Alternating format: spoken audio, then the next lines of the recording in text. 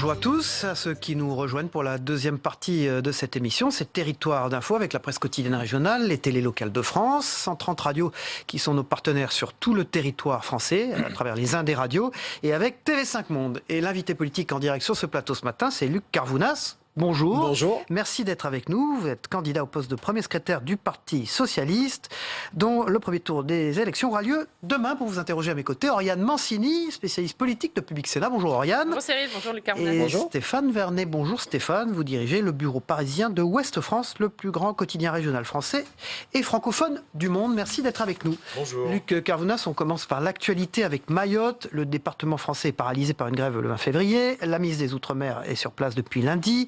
Hier soir, un accord de principe a été trouvé avec les manifestants et la ministre des Outre-mer. L'intersyndicale proposera aujourd'hui la levée des blocages. Est-ce que vous saluez au moins la gestion de cette crise de la part du gouvernement, par le gouvernement? Bon, visiblement, on est en train de trouver une issue. C'est d'abord et surtout très bien pour très récent, les Mahorais. Je rappelle que la Mayotte, c'est un département français. Et comme tout département français, nos compatriotes ont droit à la sécurité, à des conditions d'insertion sociale, d'éducation pour leurs enfants, les mêmes partout. Moi, je constate juste une chose, c'est que le gouvernement a attendu combien de temps pour dépêcher un ministre? Plus de 3 semaines. Et on envoie le ministre des Outre-mer, la ministre des Outre-mer en l'occurrence, qui essaye de faire le job. J'aurais aimé voir se déplacer à Mayotte le ministre de l'Intérieur ou le ministre de l'Éducation nationale accompagné... Oui, mais peut-être a-t-on envoyé justement la ministre des Outre-mer pour ne pas monter d'un cran. Au fond, elle a résolu une partie du problème. Non, moi je crois que l'État aurait dû envoyer un message fort en envoyant un ministre d'État du rang de Gérard Collomb pour dire que les Mahorais sont traités comme une urgence par la République française. Parce qu'encore une fois, Mayotte, c'est la République française. Donc, c'est pas le choix qui a été fait par Édouard Philippe. On est en plus un peu coutumier maintenant du fait que quand il se passe des choses sur le territoire national ou en Outre-mer, ça met beaucoup de temps à réagir. Je donne l'exemple très simple et concret du moment des inondations, notamment dans mon département en Val-de-Marne. On a attendu plus de 15 jours avant d'avoir la réaction du ministre de l'Environnement, Nicolas Hulot. Donc il y a toujours un retard à l'allumage avec ce gouvernement. Bon, après, il y a des réponses qui sont apportées. Je n'ai pas le détail de ces réponses, mais... Vous êtes plutôt favorable? Ce retard, il n'est pas bien antérieur, parce que la situation qui prévaut aujourd'hui à Mayotte, elle n'est pas le fruit d'une dégradation qui aurait 1 semaine, 2 semaines, 3 semaines. Raison, bien sûr. Ça dure depuis plusieurs années. Ça dure depuis des années. Souvenez-vous du référendum. Mayotte devient département français en 2011. Bien sûr, vous avez complètement raison. Et pourquoi ça n'a pas été géré plus en amont ou plus tôt ? Écoutez, ça, en tout cas, doit être géré comme, encore une fois, qu'est-ce qui se passe à Mayotte? Il se passe que vous avez les Comores qui ne sont pas loin, et vous avez des personnes, des exilés économiques, les migrants économiques, qui voient en l'image de Mayotte un département français où donc on pourra mieux vivre. Et donc, c'est pour cela que je dis qu'il faut que sur le plan de la diplomatie française, il y ait un travail de mené par Jean-Yves Le Drian, dont je n'ai pas entendu la voix sur cette question, pour travailler avec les Comores. Et il faut aujourd'hui de vraies réponses. J'ai vu que l'association des maires de Mayotte demandait un plan à hauteur de 1,8 milliard, je crois, sur 10 ans, pour être à la hauteur de l'attente de la population française, encore une fois. Je ne sais pas si c'est ce qu'il y a dans cet accord de principe, je ne l'ai pas lu. Mais ce n'est pas parce qu'on n'a rien fait pendant des décennies qu'il faut continuer à rien faire. Moi, je rappelle à celles et ceux qui nous regardent que Mayotte est département français que depuis moins de 7 ans, et qu'aujourd'hui, nos compatriotes de Mayotte doivent avoir droit, comme en Corrèze, comme en Val-de-Marne, au même service. Et ça a un coût.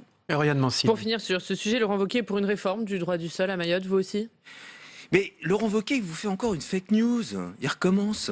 Non mais il faut qu'il arrête. Je vais vous dire un truc qui est tout simplement la réalité. Le droit du sol, ça n'a pas de rapport avec la nationalité. Autrement, vous pouvez naître à Mayotte et avoir la nationalité française, même si vous êtes de parents étrangers, comoriens en l'occurrence, mais qu'à partir du moment où vous attestez au service de nationalité française que vous avez séjourné sur le territoire national ou vos outre-mer entre l'âge de 11 ans et 18 ans, et vous en faites la demande. Donc Laurent Wauquiez, il dit n'importe quoi. Et il dit n'importe quoi, vous savez pourquoi? Il dit n'importe quoi parce que Laurent Wauquiez passe son temps à faire des clins d'œil au Front National qui a fait son congrès le week-end dernier. Donc les fake news et les bullshit de Wauquiez, ça va. On va changer de sujet, Luc Carvounas. On va parler de la réforme ferroviaire. Au menu du Conseil des ministres aujourd'hui, la validation du recours aux ordonnances pour réformer la SNCF. Philippe Martinez, le leader de la CGT, était hier soir à Matignon, reçu par Édouard Philippe.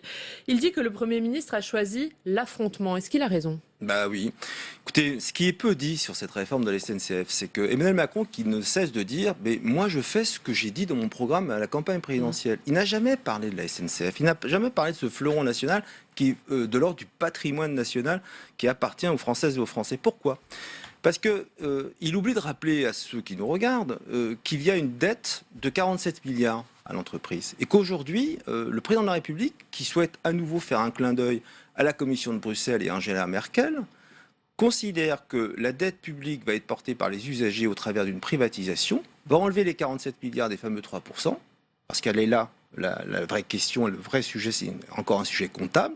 Et on a un président de la République qui fait ordonnance pour le Code du travail, ordonnance pour la SNCF, en écrasant le poids du Parlement et du dialogue institutionnel, juste pour faire toujours le bon élève dans le couple franco-allemand et sur la Commission de Bruxelles. Le statut des cheminots ne peut pas être la variable d'ajustement de la dette. Mais est-ce qu'elle n'était pas indispensable, cette réforme de la SNCF ? Mais moi, j'en sais rien, j'entends des ministres. Écoutez, je vois des ministres, franchement, Florence Parly, qui a été directrice générale de la branche voyageurs, Madame Borne, qui est la ministre des Transports, qui entre 2002 et 2007 a été la directrice stratégique de la SNCF et qui aujourd'hui ont le culot à l'Assemblée nationale de nous dire que tout ça, depuis longtemps, ne fonctionne pas. Enfin, fallait nous le dire un peu plus tôt.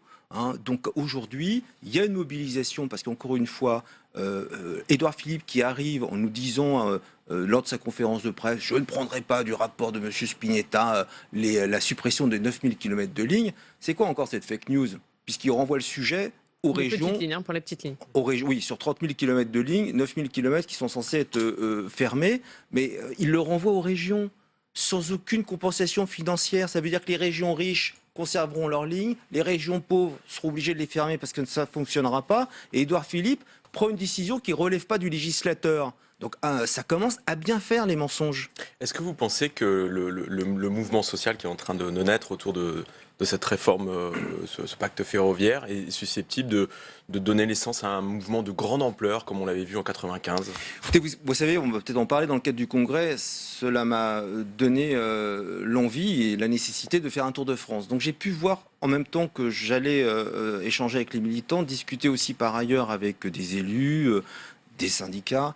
J'ai vu le ras-le-bol. Il y a un ras-le-bol dans la question du déclassement aujourd'hui en France, et pas seulement dans le périurbain, dans le rural. J'étais la semaine dernière dans le Puy-de-Dôme, aux côtés de maires ruraux qui voient leur fermeture de classe.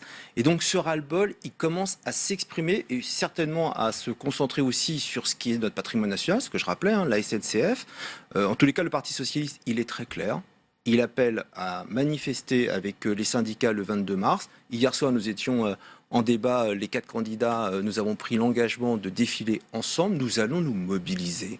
Ça suffit, cette brutalité où par ordonnance, un président seul dans son bureau décide de tout pour tout le monde et qu'à chaque fois on ait ces porte-paroles qui sont en train de nous expliquer que finalement ils ne font que ce pourquoi ils ont été élus. C'est pas vrai.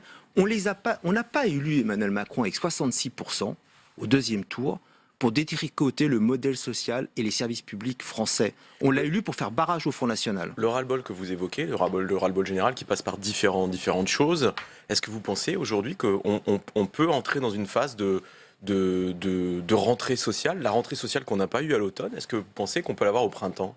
Écoutez, en tout cas, autour de ces questions-là que vous évoquez. Même nos retraités vont défiler demain, vous vous rendez compte? Alors les fonctionnaires la semaine prochaine, les retraités, les EHPAD... qui sont les oubliés du ruissellement d'Emmanuel Macron, discuter avec ceux-là, vous verrez... Vous pensez que ce sont les oubliés? Il tient ses engagements de campagne sur ce point-là, Emmanuel Macron. Il avait prévenu qu'il allait demander des efforts aux retraités les plus aisés, c'est pas parce qu'une mesure injuste ceux qui est ont un revenu annoncée supérieur à 1 qu'elle 200 devient € par mois. juste une fois qu'on l'applique. De la même manière que c'est quoi cette histoire où le président de la République, finalement, il oppose les Français contre les Français, les retraités par rapport aux actifs, les fonctionnaires par rapport aux agents du privé, les agriculteurs par rapport aux cheminots. Est-ce qu'il n'est pas justifié de demander aussi des efforts aux retraités gagnant plus plus de 1 200 € par mois?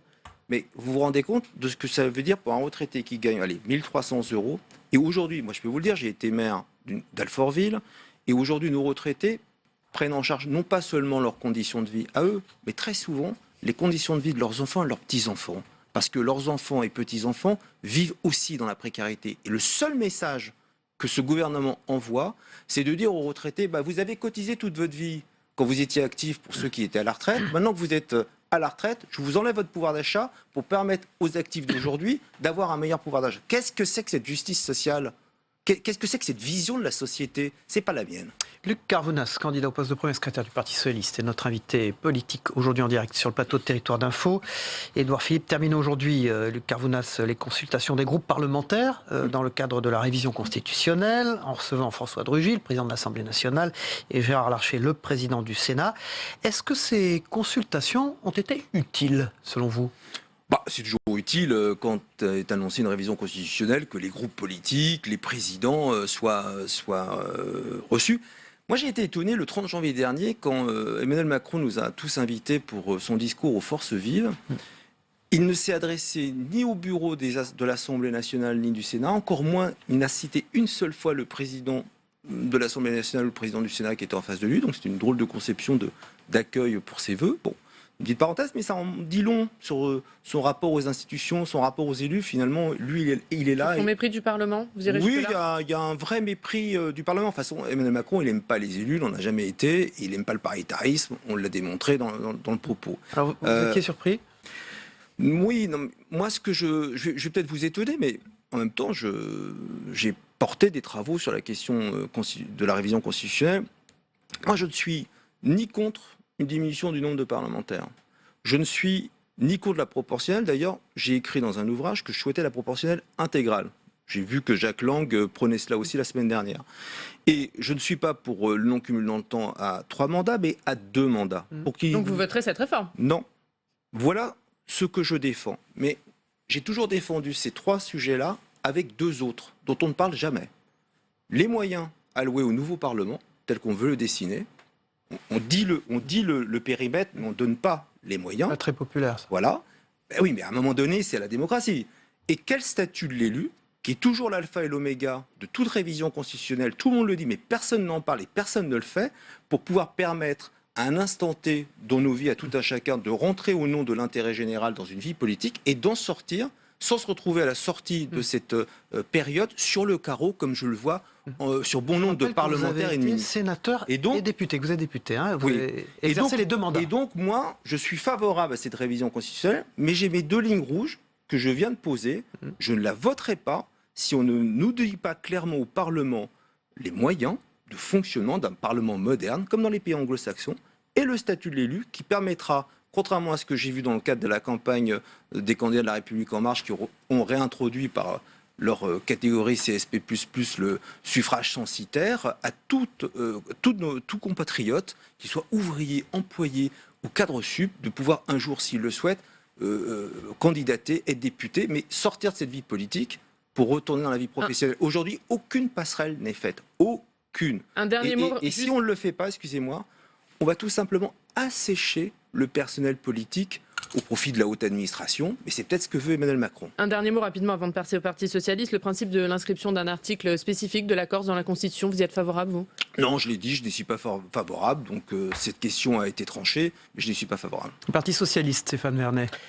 Donc demain, le vote des militants a lieu demain, pardon. Premier tour. Premier tour, vous êtes 4 candidats en lice pour le poste de premier secrétaire. Comment est-ce que vous voyez les choses tourner ? Quels sont vos pronostics ? Est-ce que vous êtes confiant à la veille du scrutin ? Voilà, quand on est candidat, on n'est pas Madame Mirza, hein, j'ai pas de boule de cristal. Moi, je me bats pour être qualifié au 2e tour demain soir. J'ai commencé ma campagne depuis 6 mois et demi, je l'ai expliqué. Mais vous êtes confiant ? Forcément, sinon je ne fais pas de campagne. Après, d'une manière plus globale, parce qu'on va tous attendre les résultats, je pense que nous avons démontré que les socialistes, nous pouvions débattre sur le fond. Il y a eu beaucoup de choses de faites portées par chacun des candidats, moi en particulier. J'ai fait une 40aine de fédérations dans mon Tour de France. Nous avons pris ce pari un peu risqué, mais qui modernise la vie politique française, tout en même temps, de faire un débat public, alors qu'on nous dit complètement mort. 200 000 téléspectateurs. Nous avons fait ce choix de dire aujourd'hui, notre montada qui peut prendre du temps, elle passe aussi par là. Et je pense que tout le monde a compris que nous étions sur un débat de fond et pas de forme. Ce que je souhaite maintenant, c'est qu'il y ait le plus de participants possible demain soir. Combien, à votre avis? 102 000 militants sont appelés à voter. Vous tablez sur combien, vous? Quand vous voyez les dernières votations de janvier dernier, de octobre dernier, entre 21 000 et 25 000, je crois qu'on sera autour de 30-35 000. Mais si vous me donnez la possibilité, parce que j'ai vu hier un mail envoyé par la rue de Solferino aux 103 000 militants, qui oublie l'essentiel, de dire, et je veux le dire ici à l'antenne, que lorsqu'on est un militant non à jour de ses cotisations depuis 2015, on peut demain venir voter en ne payant sa cotisation que de 2018, ce qui permet d'élargir le collège électoral. Donc merci de me permettre de le dire. Donc demain soir, moi ce que j'espère, c'est la plus grosse votation possible.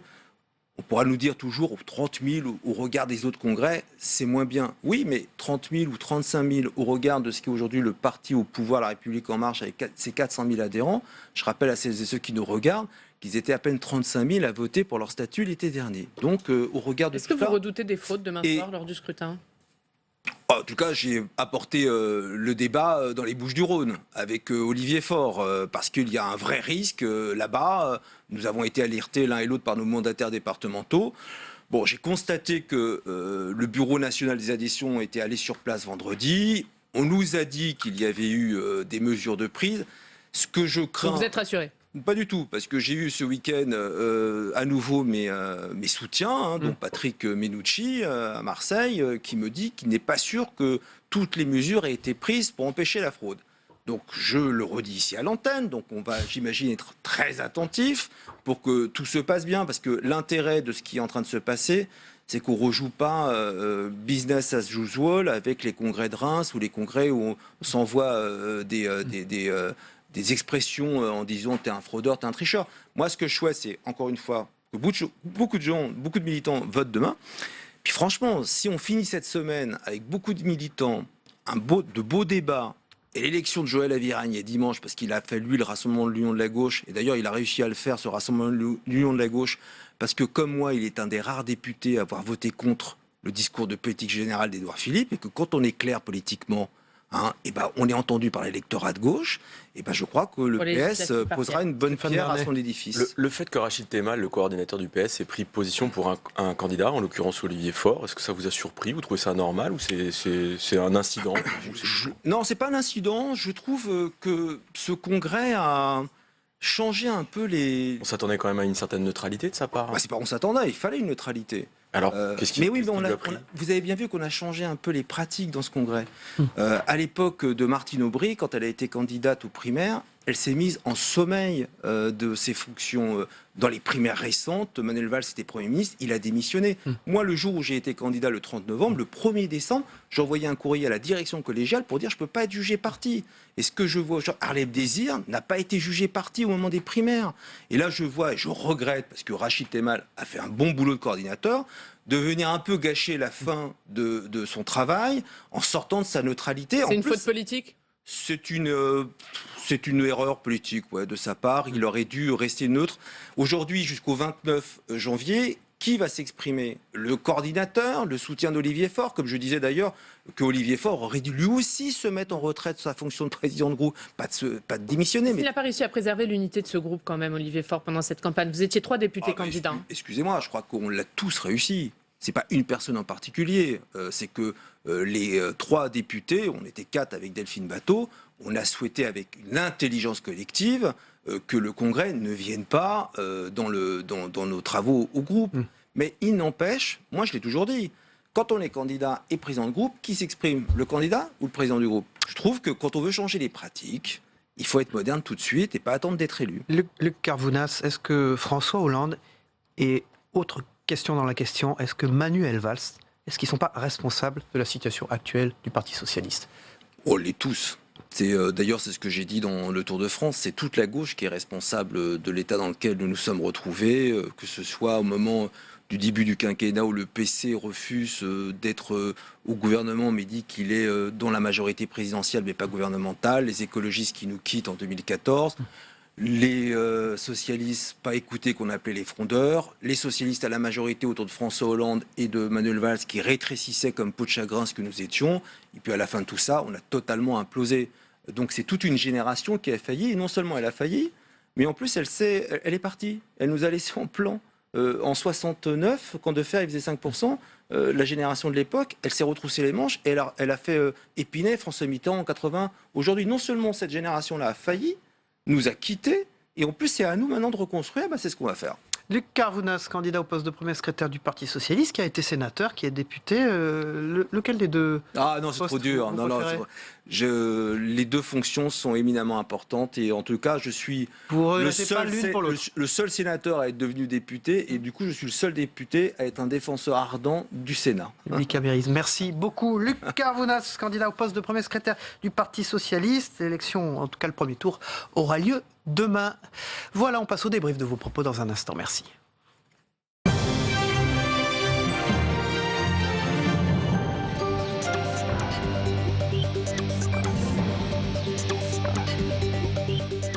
Voilà, c'est le débrief des propos recueillis sur ce plateau en direct par Oriane Mancini et Stéphane Vernet de Luc Carvounas, candidat au poste de premier secrétaire du Parti Socialiste, député, ancien sénateur.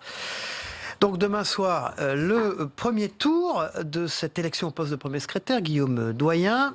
Alors, on démarre tout de suite avec le gouvernement qui, selon Luc Carvounas, n'a pas envoyé de ministre de rang suffisant à Mayotte. Il a déploré, regretté que ce ne soit pas un ministre d'État, alors en l'occurrence Gérard Collomb, qui n'ait pas été réglé le problème à Mayotte. Pourtant, elle ne s'est pas si mal débrouillée, Brigitte Girardin. Brigitte Girardin s'en est bien sortie, si on constate le résultat qu'elle a obtenu. De ce point de vue-là, je pense en effet que la visite d'un ministre d'État eût été souhaitable dans la situation très difficile dans laquelle se trouve Mayotte, ne serait-ce que pour marquer l'intérêt et l'importance qu'on porte à ce petit territoire qui nous paraît si lointain, mais qui est bien un des départements français.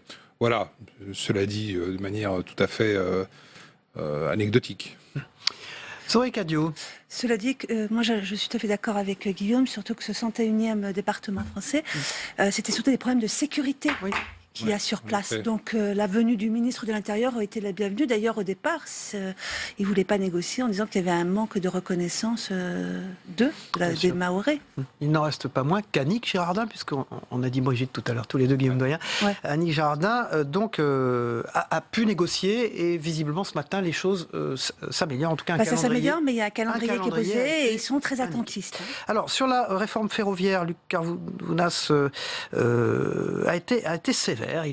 Il a dit clairement que ça n'était pas au fond au programme de la campagne d'Emmanuel Macron et que ça venait là, soudainement dans l'actualité, alors que au fond les Français n'avaient pas été prévenus. C'était ça l'idée. Oui, enfin bon, on ne peut pas reprocher non plus à Emmanuel Macron d'agir. Il a été élu pour ça. Donc, non, je pense que c'est surtout la colère ou l'ire un petit peu de Luc Carvounas, c'est par rapport à la méthode et la façon de faire. C'est pas la réforme de la sécurité, réforme ferroviaire. Pas ce matin.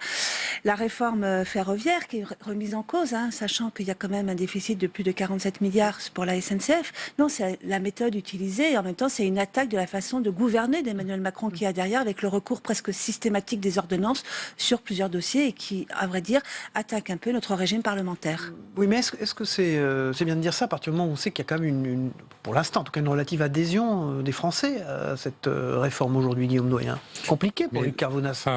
Justifier ça. Oui, il faut quand même dire que la fin du monopole, l'entrée de l'arrivée de la concurrence, c'est pas tombé du ciel hier. C'est une décision qui a été prise par Bruxelles et qui doit petit à petit être intégrée dans tous les pays membres. Donc c'est pas une surprise comme ça brutale. Moi je pense que effectivement il va falloir, la question c'est celle aussi d'intégrer des cheminots à des entreprises autres maintenant, ils pourront quitter la SNCF et être repris par l'entreprise, si vous voulez, exerçant son activité sur le périmètre dans lequel ils étaient. Donc c'est un changement extrêmement sec. Mais ça tombe pas du ciel, on dirait que c'est arrivé il y a une semaine. Non, c'est une remise en cause aussi du statut de la SNCF, en tant qu'entreprise publique. Le Parti Socialiste, donc il est candidat au poste de premier secrétaire. Il dit qu'il y a eu au moins débat, que le mérite, c'est que les choses ont été posées. Vous trouvez son positionnement compliqué à justifier aujourd'hui? Il a été proche de Manuel Valls. Il est aujourd'hui pratiquement soutenu par ceux qui étaient opposés à Manuel Valls. Compliqué non, parce que la rupture a eu lieu quand même aussi pendant la campagne des primaires. Il s'était déjà dissocié de l'attitude de Manuel Valls, qui n'avait pas voulu, d'une certaine manière, soutenir, au moins se ranger derrière Benoît Hamon. Et pour lui, qui veut apparaître comme légaliste, avait marqué son courroux. Donc non, je pense que là-dessus, il n'y a pas de problème. Guillaume Doyen? Si, enfin, moi je pense qu'il y a un problème majeur, si vous voulez, parce que Emmanuel Macron est non pas l'héritier du Parti Socialiste, mais le fruit du Parti Socialiste, qui s'est lui-même engagé dans un social-libéralisme affirmé, à outrance, je sais pas, en tout cas affirmé, très nettement. Le CICE, c'est Hollande. La baisse des dotations aux collectivités, c'est Hollande. Donc il y a eu des mesures fermes, assumées. Et je dirais que Macron en a repris une partie en les accentuant. Il a dit, Luc Carvounas, que tout le monde était responsable de l'état du PS, au fond. C'est-à-dire personne. C'est comme ça que je le comprends. C'est que personne ne prend ses responsabilités. Si c'est tout le monde, c'est personne pour moi. Donc si on n'inspecte pas suffisamment les causes, on en reviendra, si vous voulez, à un flou artistique. Oui, mais le fait d'assumer et de dire que tout le monde est responsable, il y a peut-être aussi un droit d'inventaire qui est en train de se profiler et de remettre en cause. Puis j'ai trouvé un peu sévère en disant que, vis-à-vis du Parti Socialiste, en disant que tous les grands ténors étaient partis. Il faut quand même pas oublier que Stéphane Le Foll, qui est candidat à cette primaire, est un des candidats, et c'est quand même le hussard de la Hollandie. Bon, merci Zoé Cadio de Midi Libre et de l'Indépendant. Merci Guillaume Doyen de la Gazette des Communes. Je rappelle que les 4 candidats au poste de premier secrétaire du Parti Socialiste se sont succédés sur ce plateau de la matinale d'info, Territoire d'Info, depuis quelques jours. Voilà, on va passer au Zap Monde qu'on va regarder ensemble. C'est un résumé en quelques minutes de ce que vous devez savoir de l'actualité dans le monde. Et vous savez qu'il s'en passe des choses. On regarde ça, c'est notre partenaire TV5 Monde qui l'a préparé pour nous.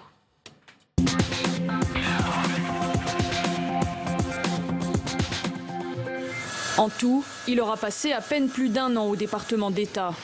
Donald Trump a expliqué qu'il voulait renouveler son équipe en vue des négociations avec la Corée du Nord.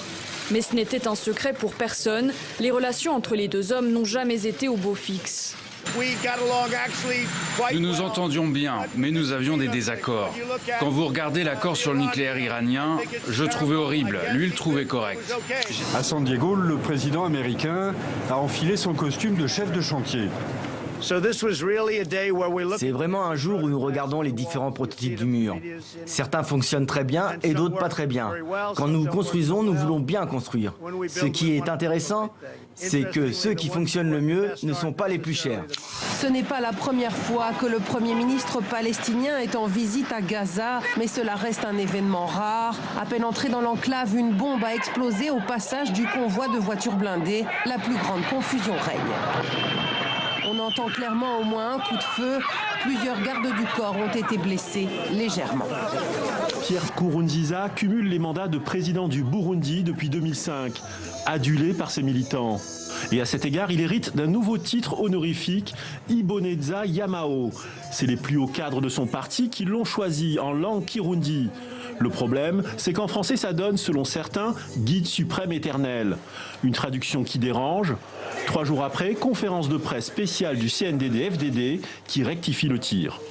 Quitter Kwakuru est tout aussi périlleux que d'y entrer. Départ dans une pirogue de pêcheurs, dans la pénombre, pour éviter les djihadistes.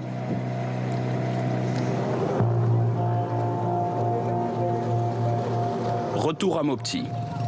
L'ancienne perle du fleuve Niger n'est plus que l'ombre d'elle-même. Fini le tourisme. Mopti n'accueille plus que des contingents militaires. Un plan de sécurisation du centre du Mali a été adopté en août 2017.